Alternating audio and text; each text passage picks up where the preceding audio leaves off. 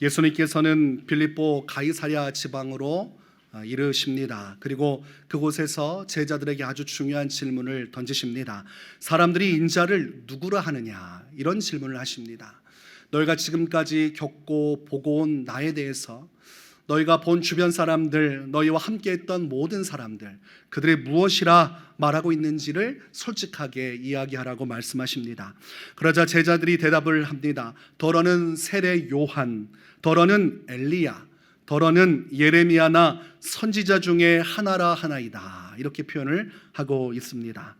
오늘 이 제자들의 대답처럼 당시 사람들 중에서는 예수님을 세례 요한이라고 여기는 이들이 있었습니다. 이미 세례 요한은 죽었는데 어떻게 예수님을 세례 요한이라고 생각할 수 있을까? 그러나 죽었던 세례 요한이 다시 살아났다고 여긴 것입니다. 마태복음 14장 1절에서 2절을 보면 이렇게 기록을 합니다. 그때의 분봉왕 헤롯이 예수의 소문을 듣고 그 신하들에게 이르되 이는 세례 요한이라. 그가 죽은 자 가운데서 살아났으니 그러므로 이런 능력이 그 속에서 역사하는도다 하더라. 이렇게 말씀하고 있습니다. 그러니 헤롯 왕은 지금 자신이 죽인 세례 요한이 예수라는 인물로 다시 태어나서, 다시 살아나서 이 놀라운 역사를 행하고 있다고 믿고 있는 것입니다. 세례 요한을 죽일 때 어떤 상황이었습니까? 헤로디아의 딸이 춤을 추었고 헤롯은 기뻤습니다. 그리고 원하는 것을 내게 구하면 다 주겠다, 내 영토의 반이라도 떼어주겠다, 이렇게 말할 때에 헤로디아의 딸이 요청한 것은 세례 요한의 목이었습니다. 그 목을 잘라서 내게 주십시오. 부담스럽고 그리고 자신들을 치는 설교와 말씀을 전했던 세례 요한이기 때문에 헤로디아의 딸이 어미의 명령을 듣고 세례 요한의 목을 요구한 것입니다. 그리고 헤롯은 그 뜻을 따라서 세례 요한의 목을 잘라서 그들에게 줍니다. 세례 요한이 다시 살아났다고 믿는 사람이 어떻게 그렇게 세례 요한에게 말도 되지 않는 일을 행할 수 있겠습니까? 그러니 앞뒤가 맞지 않는 사람이요, 영적으로는 정상적인 사람은 아니라는 사실을 알 수 있습니다. 뭔가 확신하지만 그 안에 진리도 없고 그 안에 어떠한 분명한 원인과 결과도 없이 두려운 마음으로 혹시 세례 요한이 살아난 것이 아닌가 추측만 할 뿐입니다. 그리고 사람들 중에 어떤 이들은 예수님을 엘리야라고 말하는 사람들이 있었습니다. 말라기 4장 5절과 6절을 보면 예언의 말씀이 기록되어 있습니다. 보라, 여호와의 크고 두려운 날이 이르기 전에 내가 선지자 엘리야를 너희에게 보내리니 그가 아버지의 마음을 자녀에게로 돌이키게 하고 자녀들의 마음을 그들의 아버지에게로 돌이키게 하리라. 돌이키지 아니하면 두렵건대 내가 와서 저주로 그 땅을 칠까 하노라 하시니라. 무엇이라고 말씀합니까? 내가 너희에게 엘리야를 보내겠다, 이런 말씀을 하고 계십니다. 선지자 엘리야를 보내겠다. 말라기서 이전에 존재했던 사람이 엘리야이기 때문에 사람들은 이 말씀을 보면서 어떻게 엘리야가 다시 올 수 있을까, 이런 물음이 있었습니다. 그리고 영적인 암흑기 400년이 지나고 이제 예수님의 시대가 되어서 메시아로서 예수님이 오자 사람들은 예수님이 행하시는 모습을 보고서 아하, 말라기 선지자가 예언했던 오리라고 한 엘리야가 바로 예수 저 사람을 가리키는 것이 아닌가, 그렇게 마음속에 짐작을 하고 있었습니다. 구약 성경에 보면 죽음을 보지 않고 하나님 나라에 들리워진 사람이 두 명 있습니다. 첫 번째가 에녹이고 두 번째가 엘리야입니다. 그러니 엘리야는 대단한 하나님의 선지자입니다. 구약의 수많은 선지자 중에서 손꼽을 수 있는 하나님의 위대한 능력으로 쓰임받은 사람이라 그가 행한 일도 범상치 않습니다. 850명이나 되는 이방 선지자 앞에서 단 한 명으로 나서서 그들을 모두 물리치고 그들을 패퇴시킨 사람이 바로 이 엘리야입니다.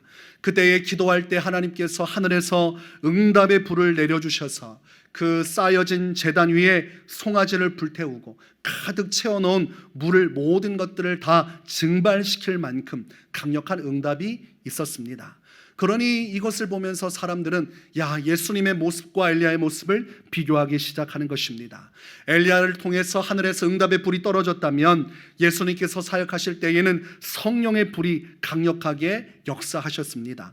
사도행전 10장 38절을 보니까 하나님이 나사렛 예수에게 성령과 능력을 기름 붓듯 하셨으며 그가 두루다니시며 선한 일을 행하시고 마귀에게 눌린 모든 사람을 고치셨으니 이는 하나님이 함께 하셨습니다. 성령의 불같은 능력이 예수님과 함께했습니다. 그래서 누가복음 8장에 보면 군대 귀신이 들린 자가 나타납니다. 얼마나 숫자가 많은 귀신이 그 안에 들어있는지 자기 자신을 군대라고 표현합니다. 군단급의 귀신들이 이 한 사람의 육신 안에 들어와 거하는 것입니다. 그러니 귀신이 많이 들어갈수록 강력한 힘을 가지고 활동하게 되어 있습니다. 도저히 정상적인 사람도 아니고 귀신 들린 자 중에서 찾아볼 수 없을 만큼 너무 강력한 힘을 가지고 있어서 쇠고랑으로 묶어놔도 그 쇠고랑을 끊을 수 있는 사람, 그래서 그 무덤가에 묶어두었지만 사람들이 그 주변에 가지를 못할 정도로 무시무시한 그런 힘을 떨치는 사람이었습니다. 그러나 그 군대 귀신이 예수님과 조우하자 그 앞에서 벌벌벌 떨게 되고, 예수님께서 가라고 명령하실 때에 강력한 성령의 역사가 임하셔서 그만 두려움에 이 귀신들이 몽땅 그 주변에 있는 돼지떼기로 들어가서 그 비탈을 내리달아서 바다로 뛰어들어가 모두 다 몰살당하고 익사하게 되어버립니다. 그것이 무엇을 보여주는 것인가? 예수님과 함께 하시는 성령의 능력, 성령의 불이 언제나 예수님의 기도와 예수님의 말씀 가운데 나타나셨음을 말씀하는 것입니다. 또한 열왕기상 17장에 보면 엘리야는 하나님의 보내심을 받아서 사르밧 과부의 집으로 갑니다. 그때에 기근의 때라 먹고 살기가 어려울 때였습니다. 그러나 하나님은 엘리야에게 시돈 지방에 있는 사르밧 과부에게 가서 그에게 먹을 것을 공급받으라고 말씀하십니다. 갔더니 이 과부하고 하나 있는 아들이 마지막 남은 가루와 기름을 통해서 떡을 만들어 먹고 죽을 그런 상황이었습니다. 그러나 하나님께서 엘리야와 함께 하시니까 놀라운 기적이 그 가정에 일어나는데, 열왕기상 17장 16절에서 여호와께서 엘리야를 통하여 하신 말씀같이 통에 가루가 떨어지지 아니하고 병의 기름이 없어지지 아니하니라, 이렇게 기록을 하고 있습니다. 아무리 기름을 많이 써도 기름이 마르지 않고, 아무리 통에 있는 가루를 퍼 담아도 그것이 멈추어지지 않고 계속 채워진 것입니다. 예수님께서 마태복음 14장에서 보여주신 것이 오병이어의 기적입니다. 예수님께서 가지고 있던 것은 물고기 2마리와 떡 5개밖에 없었습니다. 그러나 5,000명이나 되는 사람들이 이 한정된 음식을 마음껏 나누어 먹고, 성경을 보니까 12강줄이나 남았다, 이렇게 기록을 합니다. 마태복음 14장 19절에서 21절에 이런 말씀을 기록합니다. 무리를 명하여 잔디 위에 앉히시고 떡 5개와 물고기 2마리를 가지사 하늘을 우러러 축사하시고 떡을 떼어 제자들에게 주시매 제자들이 무리에게 주니 다 배불리 먹고 남은 조각을 12바구니에 차게 거두었으며 먹은 사람은 여자와 어린이 외에 5,000명이나 되었더라. 여자와 어린이는 5,000명의 숫자에 들어가 있지 않습니다. 그러니 10,000명 이상의 사람일 수도 있습니다. 그들이 이 한정된 음식을 마음껏 나누어 먹었으니 사람들이 생각할 때에, 야, 엘리야 시대에 사르밧 과부에게 임했던 그 능력이 지금 예수라는 사람을 통해 나타나니 정말로 오신다고 한 그 엘리야가 아닌가 생각을 한 것입니다. 그리고 엘리야가 사르밧 과부의 죽은 아들을 살려낸 내용도 구약 성경 말씀에 기록되어 있습니다. 그처럼 예수님도 누가복음 7장에 보면 나인성에 아들을 잃은 과부를 보시고 그 아들을 살려내시는 기적을 나타내 주십니다. 청년아, 내가 내게 말하노니 일어나라. 이 관 위에 예수님께서 기도해 주시니까 죽었던 청년이 살아 일어났다고 성경은 말씀을 합니다. 누가복음 7장 15절에 죽었던 자가 일어나 앉고 말도 하거늘 예수께서 그를 어머니에게 주시니, 자신의 아들을 잃어버림으로 가슴 아파하던 과부에게 생명을 주었던 하나님의 능력을 가진 엘리야처럼 예수님도 죽은 자를 살려내니 백성들이 충격을 받고, 야, 우리 선조들이 알고 있고 그리고 따랐던 엘리야와 같은 능한 선지자가 나타났다, 환호할 수밖에 없었습니다. 누가복음 7장 16절에서 모든 사람이 두려워 하나님께 영광을 돌려 이르되 큰 선지자가 우리 가운데 일어나셨다 하고 또 하나님께서 자기 백성을 돌보셨다 하더라. 엘리야와 같은 큰 선지자가 우리의 시대에도 나타났다. 그러니 사람들이 제자들의 귓가에 무엇이라 말합니까? 예수라는 사람은 엘리야가 아닙니까? 당신들의 선생님은 오리라고 한 엘리야가 아닙니까? 그 이야기를 제자들이 예수님께 하고 있는 것입니다. 그리고 어떤 사람들은 예수님을 예레미야 선지자라고 여겼습니다. 예레미야 선지자는 하나님의 임박한 심판을 보면서 그 심판대 앞에 서서 회개치 않음으로 멸망으로 향하는 이스라엘 백성을 보면서 눈물을 흘리고 기도했던 사람입니다. 성경 말씀을 보면 예수님도 동일한 모습을 보여주시지요. 예수님께서 예루살렘으로 입성하실 때 수많은 사람들이 호산나 외치면서 나귀 새끼를 타고 오시는 예수님을 왕으로서 받아들입니다. 그때 예수님께서 그곳에서 눈물을 흘리셨던 내용이 성경에 기록되어 있습니다. 누가복음 19장 41절에서 가까이 오사 성을 보시고 우시며 이렇게 되어 있습니다. 그리고 나서 예수님이 하신 말씀이 42절부터 44절에 기록되어 있습니다. 너도 오늘 평화에 관한 일을 알았더라면 좋을 뻔하였거니와 지금 내 눈에 숨겨졌도다. 날이 이를지라 내 원수들이 토둔을 쌓고 너를 둘러 사면으로 가두고 또 너와 및 그 가운데 있는 내 자식들을 땅에 메어치며 돌 하나도 돌 위에 남지 아니하리니 이는 내가 보살핌 받는 날을 알지 못함을 인함이라. 예수님께서 이 땅에 오셨지만 그들은 여전히 회개하지 않고 완고합니다. 장차 이스라엘 백성들의 죄로 인해 닥칠 하나님의 징계의 심판을 바라보면서 예수님께서 눈물을 흘리시는 장면이 기록되어 있습니다. 그러니 사람들이 예수님을 보면서 야, 예수님은 울면서 백성들을 위해 말씀을 전하시니 바로 예레미야와 같은 선지자가 아니냐, 예레미야가 바로 이 땅에 다시 나타난 것이 아니냐, 그렇게 생각을 한 것입니다. 사람들은 저마다 이런저런 이야기를 하고 예수님을 선지자의 영역으로 묶어두지만, 그러나 요한복음 말씀은 그런 유대인들의 생각이 잘못된 것을 바로잡기 위해서 요한복음 1장은 시작부터 예수님이 누구신지를 밝히며 시작을 합니다. 요한복음 1장 1절에서 태초에 말씀이 계시니라. 이 말씀이 하나님과 함께 계셨으니 이 말씀은 곧 하나님이시니라. 태초에 하나님께서 계실 때 그분과 함께 있었던 말씀이 존재했는데 14절의 말씀에 이어져서 이렇게 말합니다. 말씀이 육신이 되어 우리 가운데 거하심에 우리가 그의 영광을 보니 아버지의 독생자의 영광이요 은혜와 진리가 충만하더라. 태초에 하나님이 천지를 창조하실 때 그 옆에 계셨던 말씀, 그분이 육신이 되어 우리 가운데 거하셨는데 하나님 아버지의 독생자의 영광을 지니고 있고 그 속에는 하나님의 은혜와 구원을 받을 만한 진리가 충만하였더라고 성경은 말씀을 합니다. 그러니 예수님을 사람으로 여길 것이 아니라 선지자 중에 하나로 여길 것이 아니라 예수님의 근본, 그분의 정체는 태초로 거슬러 올라가는 바로 하나님이시라고 요한복음은 증언을 하는 것입니다. 그러니 예수님은 선지자들 중에 속할 수 없어요. 그 당시에 많은 사람들이 믿고 따르던 세례 요한으로 규정할 수 없고 오리라고 한 엘리야로도 예수님을 표현할 수가 없습니다.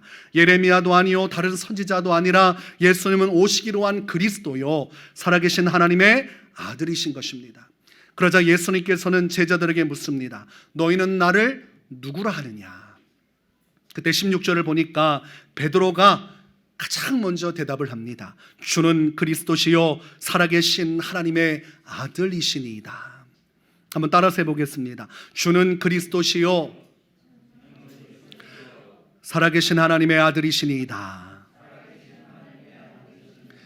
베드로가 진심을 다해서 우러나오는 마음으로 선지자가 아니라 예수님은 하나님이시라고 구원자이신 그리스도라고 고백을 하고 있습니다.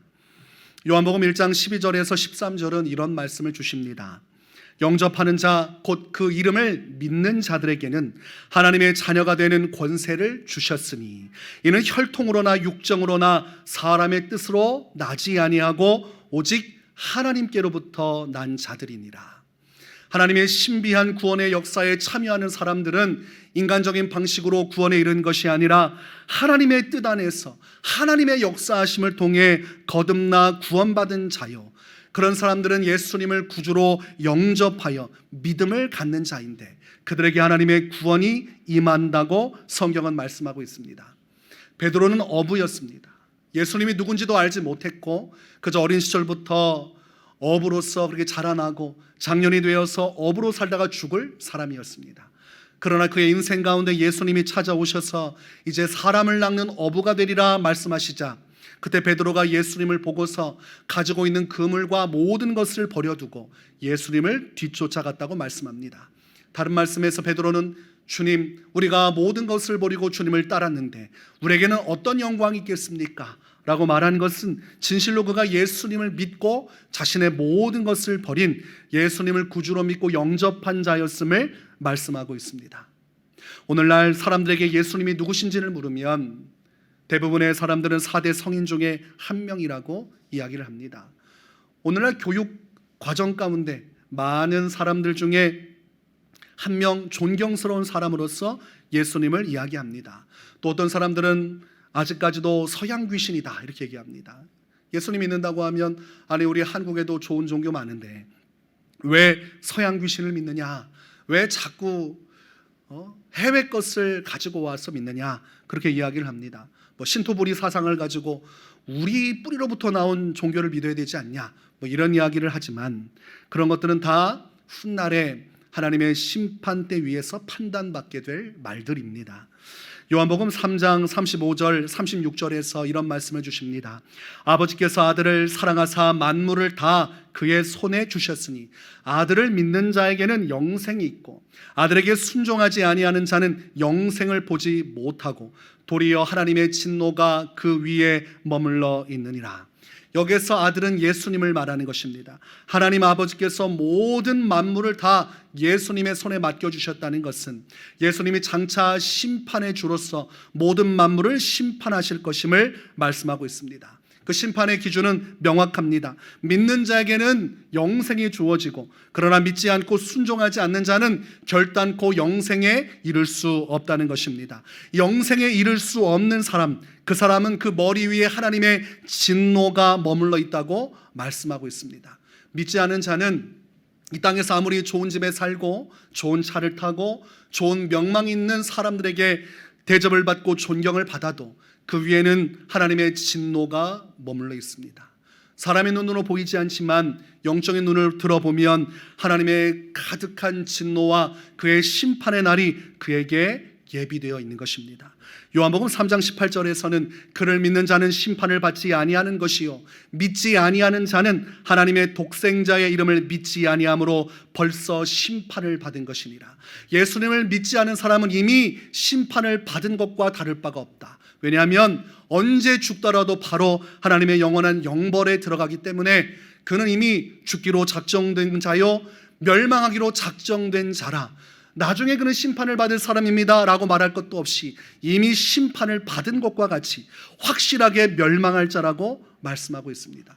그러니 믿지 않은 자, 아들이신 예수님을 구주로 영접하고 믿지 않은 자 얼마나 불행합니까? 그 위에 하나님의 진노가 머물러 있고 그리고 그는 이미 심판을 받은 자와 같아서 이미 너는 살아있으나 죽은 자로다. 이미 너는 이 땅 가운데서 소망을 가지고 한 세상을 살아가지만 너는 하나님 앞에서 이미 죽은 자로다. 하나님이 그렇게 판단하신다는 것입니다. 여러분, 누구도 이 하나님의 진노와 영벌을 예수님을 통하지 않고는 피할 방법이 없습니다. 성경에서 공통적으로 나타나는 역대 구약 때부터 나타나셨던 하나님의 심판을 피할 수 있던 사람은 단 한 명도 없습니다. 심판의 대상자로 선정되고 그 진노가 머무는 자들은 반드시 다 멸망당했습니다. 노아 홍수 심판 때의 사람들은 노아가 방주를 만들 때에 비웃었습니다. 저게 뭐 하는 것인가? 100년 이상 동안 온 가족이 모여서 배를 만들 때 사람들은 자신의 인생을 살아갔어요. 오늘날 이 시대의 사람들과 똑같이 하루를 살아가고 고된 하루 일상 속에서 가족에게 위로받으면서 자신의 미래를 꿈꾸며 이렇게 살아갔습니다. 그러나 하나님의 심판의 때가 올 때에 하늘에서 비가 쏟아지고 땅 밑에서 물이 올라오기 시작하면서 하나님께서 심판하시자 물이 멈추지 않고 온 세상을 덮었고 오직 노아와 그의 속한 자들 방주 안에 들어간 생명체만 살아남았습니다. 그리고 하나님께서 소돔과 고모라 성을 심판할 때에 하나님께서 천사를 보내사 롯과 그리고 그 두 딸 그리고 아내를 건져냈지만 아내는 죄악 가운데 미련을 두지 못하고 소금 기둥이 되었고 이 롯과 두 딸을 제외한 모든 소돔과 고모라 안에 있던 죄인들은 다 불의 심판을 받아 죽었습니다. 그것은 무엇을 말합니까? 예수님을 믿지 않는 그 진노가 머물러 있는 자들은 마지막 만주의 주이신 예수님이 심판하실 때 모두 다 반드시 멸망당하게 되리라는 사실입니다. 그러니 우리가 육적인 눈으로 볼 수 없어도 영적인 눈으로 들어본다면 그들의 머리에 글자가 쓰여져 있는데 멸망자라고 쓰여져 있는 것입니다. 이 땅에서 아무리 우리가 좋게 표현하고 이해하고자 해도 하나님의 심판은 진행되어지고 있고 때가 되면 그들은 다 멸망하게 될 것입니다. 한국 불교계에서 큰 인물로 꼽는 인물이 있는데 성철이라는 분입니다. 이분이 마지막 죽기 전에 유언을 한 내용이 있습니다. 내 죄는 산보다 높고 바다보다 깊은데 내 어찌 감당하랴. 내가 80년 동안 포교한 것은 헛것이로다. 우리는 구원이 없다. 죄값을 해결할 자가 없기 때문이다. 딸 불필과 54년을 단절하고 살았는데 죽을 임종시에 찾게 되었다. 필이야, 내가 잘못했다. 내 인생을 잘못 선택했다. 나는 지옥에 간다. 이게 마지막 유언입니다. 그리고 이분의 유언의 내용을 제가 살피다가 보니까 1987년 4월 8일 부처님 오신 날 법어에서 그분이 한 말이 발췌가 되어서 글로 실려져 있는 것을 보았습니다. 그 시작점을 보니까 이렇게 기록을 합니다. 사탄이여 어서 오십시오. 나는 당신을 존경하며 예배합니다. 당신은 본래로 거룩한 부처님입니다. 사탄과 부처란 허망한 거짓 이름일 뿐 본 모습은 추워도 다름이 없습니다. 사람들은 당신을 미워하고 싫어하지만 그것은 당신을 모르기 때문입니다. 당신을 부처인 줄 알 때에 착한 생각, 악한 생각, 미운 마음, 고운 마음 모두 사라지고 거룩한 부처의 모습만 뚜렷이 보게 됩니다. 한평생 진리를 깨닫기 위해서 고행하고 오랜 시간 동안 누워서 잠을 자지 않고 그렇게 면벽하면서 고행에 이른 사람의 최후가 결국은 그 끝이 사탄으로 끝이 나고 영원한 심판의 지옥으로 끝이 나니 우리가 오늘날 어떠한 마음과 중심으로 이 세상을 살아가야 하는지, 말씀 위에 서야 하는지를 깨닫게 되는 것입니다. 요한복음 8장 32절에 진리를 알지니 진리가 너희를 자유롭게 하리라. 우리가 무엇을 확신하는지가 중요한 것이 아니라 우리가 어떤 진리를 붙들고 살아가는지가 중요한 것입니다. 여러분이 한평생 어떠한 마음으로 무언가에 매진하는 것이 중요한 것이 아니라 내가 붙들고 있는 사실이 진리인지 아닌지가 중요한 것입니다. 그래서 오늘날도 세상은 과거와 똑같이 해가 뜨고 해가 지고 수많은 사람들이 인생 가운데 나타났다 사라지지만 영원토록 우리를 살릴 수 있는 영원한 진리는 예수 그리스도 그 한 분뿐입니다. 오늘날 우리가 예수님을 의지하지 않으면 우리도 멸망자라 많은 사람들이 가는 그 영원한 멸망에 처하게 될 것입니다. 시편 1편 4절에서 6절에 악인들은 그렇지 아니하며 오직 바람에 나는 겨와 같도다. 그러므로 악인들은 심판을 견디지 못하며 죄인들이 의인들의 모임에 들지 못하리로다. 무릇 의인들의 길은 여호와께서 인정하시나 악인들의 길은 망하리로다. 오늘날 악인들의 길에 거하는 사람들, 예수님을 구주로 영접하고 믿고 그의 말씀에 순종하지 않는 자들, 그들은 모두 다 하나님의 심판을 견디지 못하며 악인들의 모든 길과 행동은 망하게 될 것입니다. 오늘날 우리가 주님의 복음을 믿는다는 것은, 또 주님의 복음을 전파한다는 것은 하나님의 구원하심만 이야기하시는 것이 아니라 하나님의 심판하심도 이야기하는 것입니다. 하나님의 구원과 심판하심 이 두 가지를 우리가 바라볼 때에 우리는 온전히 아들이신 예수님을 영원토록 의지할 믿음을 갖게 되는 것입니다. 베드로는 예수님을 구주로 영접하고 믿었고 그에게 놀라운 하나님의 은혜가 비추어지고 있습니다. 예수님은 말씀하십니다. 바요나 시모나 네가 복이 있도다. 이를 내게 알게 하니는 혈육이 아니요 하늘에 계신 내 아버지시니라. 여러분, 베드로가 참으로 복을 받은 사람임을 깨달을 수 있습니다. 그에게는 하나님의 진노가 아니라 하나님의 은혜와 생명의 빛이 비추어지고 있고 하나님의 천사가 그를 지키고 있고 하나님의 성령이 그의 심령에 내주하고 계십니다. 오늘날 우리가 예수 그리스도를 믿으면 우리 안에 성령께서 계시고 하나님께서 천사를 통하여 우리를 지키시고 그리고 영원한 천국 백성으로서 우리는 영원한 생명의 나라, 영원한 은혜의 나라, 하나님께서 눈물을 닦아주시는 그 나라에 마침내 입성하게 될 것입니다. 그런 우리는 얼마나 큰 은혜를 입은 사람인가. 오늘 우리가 주께 드리는 예배가 얼마나 귀하고 소중한 것인가. 우리가 한평생 예배해도 아까울 것이 없습니다. 우리가 모든 것을 다 드려 헌신하여도 아까울 것이 없습니다. 이 복음을 정확하게 믿고 이 구원의 확신을 가진 사람은 하나님을 위해서 일평생 살아도 하나도 아깝지 않습니다. 자기가 가진 모든 것을 다 들여 저 천국을 얻기 위하여 이 땅의 모든 것을 쏟아 주님을 섬길 수 있는 것입니다. 예수님은 18절에서 이렇게 말씀하십니다. 또 내가 내게 이르노니 너는 베드로라. 내가 이 반석 위에 내 교회를 세우리니 음부의 권세가 이기지 못하리라. 이 땅에 하나님의 진노 위에 있는 자들, 그들은 멸망자요 모두 다 심판을 피할 수 없습니다. 그러나 예수님은 그들을 위해서 아주 중요한 살 수 있는 길을 열어주셨는데 바로 그것이 예수님이 말씀하신 내 교회를 세우리니. 베드로의 이 고백, 예수님은 주는 그리스도시요 살아계신 하나님의 아들이라는 이 신앙 고백의 터전 위에 교회가 세워지고 머리 되신 예수님을 통해서 오늘날 교회를 통해 하나님은 천국의 역사를 이루시고 진노 위에 있는 자들을 영원한 생명의 길로 이끌어가는 것입니다. 그래서 사도행전 말씀을 보면 사도들의 시대에 하나님은 예수 그리스도의 터 위에 예수님을 구주로 영접하고 믿은 그들의 신앙의 고백의 기초 위에 교회를 세우시고 어둠의 권세에 붙들려 한평생 종로로 타다가 멸망으로 가는 자들을 음부의 권세에서 하나님의 구원의 길로 이끌어내신 것입니다. 오늘날 교회가 세워졌다는 것은 그 사명을 이어받는 것입니다. 멸망으로 가는 자들을 예수 그리스도께로 이끌어 그들도 우리와 함께 영원한 천국으로 가고자 이 교회를 통해서 예수님께서 기뻐하시는 교회를 통하여 그 천국의 역사를 이어가는 것입니다. 그것이 우리의 사명인 것입니다. 오늘날 교회에서 복음은 뒷전으로 빠지고 다른 방식, 홍보 전략과 매스컴을 통해서 마케팅을 통해서 교회를 세워나가려 하지만 그것은 사람의 교회라. 예수님이 기뻐하시는 내 교회는 복음으로 세우는 것입니다. 예수님을 믿는 믿음의 신앙의 기초를 통하여 그분이 구원하심과 부활하심과 예비하신 모든 복음의 소망을 통해서 사람들을 복음으로 불러들이는 것이지 다른 인간적인 방식으로 이루어가는 것이 아닙니다. 오늘 우리 교회는 베드로와 같은 사명을 받았습니다. 여러분은 모두가 다 베드로입니다. 예수님께서 말씀하신 내 교회를 세워야 할 것입니다.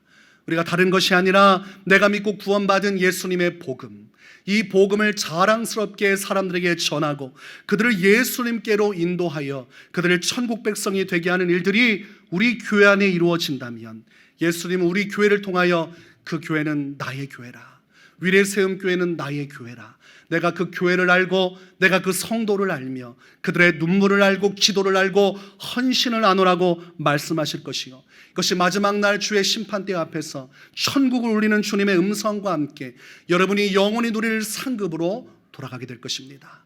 우리가 힘을 내어서 한마음 되어서 위례세움교회를 예수님이 기뻐하신 교회로 세울 수 있기를 주의 이름으로 축원합니다.